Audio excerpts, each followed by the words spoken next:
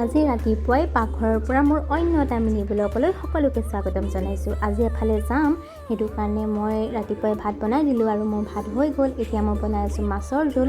মই মাছৰ জোলখন খুব চিম্পুলকৈ বনাম, সকলোৱে জানেই হ'লেও মইনো কেনেকৈ বনাওঁ সকলোৱে চাই থাকক। আৰু ইয়াত মই ধুনীয়াকৈ পিঁয়াজ, আদা, নহৰু আৰু বিলাহীখিনি ভাজি ল'লোঁ। ভাজি লোৱাৰ পিছত মই আলু দি দিলোঁ। আলুখিনি অলপ সিজাৰ পিছত মই ইয়াত পানী দিলোঁ। পানী দিয়াৰ পিছত মই মাছ দি দিলোঁ। মাছ দিয়াৰ পিছত মই ইয়াত অলপ উতল আহিবলৈ দিলোঁ। উতল অহাৰ পিছত ইয়াত মোৰ মাছৰ জোল ৰেডি হৈ গ'ল। তাৰ পৰা আমি সকলোৱে ভাত খালোঁ। ভাত খাই মই আহিলোঁ যোৰহাট, আৰু আমি যোৰহাট পামগৈ এতিয়া, বেছি দূৰ নাই।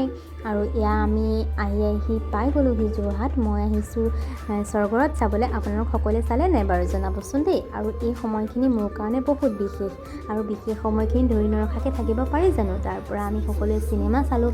চিনেমা চাই আমি ঘৰলৈ আহিলোঁ। আৰু আজি মিনি ব্লগটো ইমানেই আছিলে। আজি মিনি ব্লগটো চাই কেনেকুৱা পালে জনাবলৈ নাপাহৰিব। অন্য এটা মিনি ব্লগ লৈ আকৌ আহিম। আজিলৈ আহিছোঁ, বাই।